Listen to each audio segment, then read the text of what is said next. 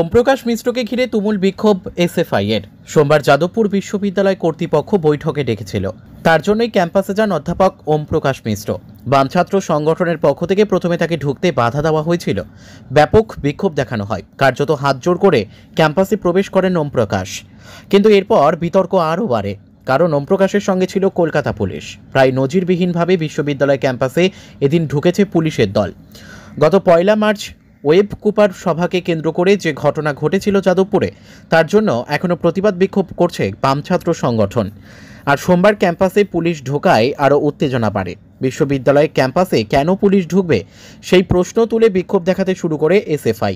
জানা গেছে বিশ্ববিদ্যালয়ের বাইরে উর্দিধারী পুলিশ মোতায়েন রয়েছে। এদিকে ক্যাম্পাসে যারা ঢুকেছেন তারা সাদা পোশাকে আছেন।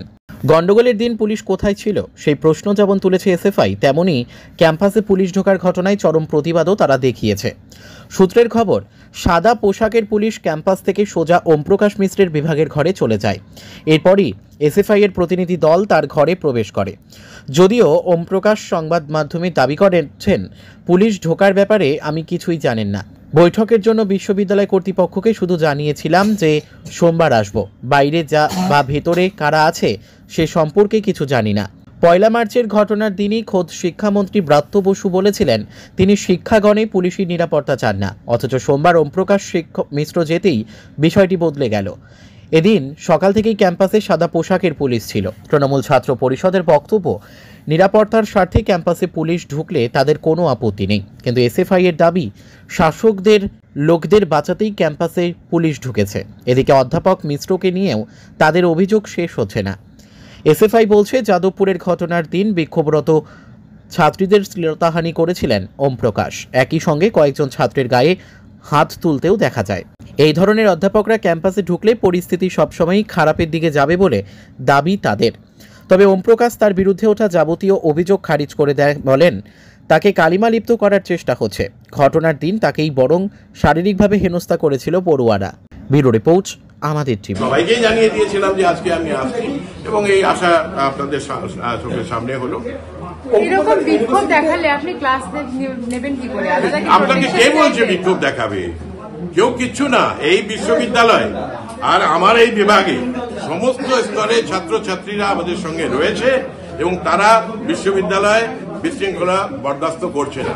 এই যে আপনারা বলছেন যে অচল অবস্থা ইত্যাদি, এটা হচ্ছে কিছু সেকশন তারা নিজেদের পিচ বাঁচানোর জন্য তারা যে জুলুমবাজি করেছে, তারা যে মন্ত্রীকে আক্রমণ করেছে, তারা যে আমার উপর আক্রমণ করেছে, আজকে আলিপুরদুয়ার থেকে বাঁকুড়া, আজকে ডায়মন্ড হারবার থেকে শুরু করে নৈহাটি, আজকে পশ্চিম মিদনাপুর বলুন বা আপনি জলপাইগুড়ি বলুন, সমস্ত জায়গাকার অধ্যাপকদের কাছে যাদবপুর বিশ্ববিদ্যালয়ের কদর্য চেহারা তুলে ধরবার চেষ্টা করছিল। তাই জন্য আমার জন্য এটা খুব বেশি প্রয়োজন যে যাদবপুর বিশ্ববিদ্যালয়কে রিপ্রেজেন্ট করা আর এটা বলা যে আমরা এখানে পঠন পাঠন অধ্যাপনা আর গবেষণার কাজে রয়েছি। আর এইটার জায়গা থেকে আমরা বিচ্যুত হতে রাজি না।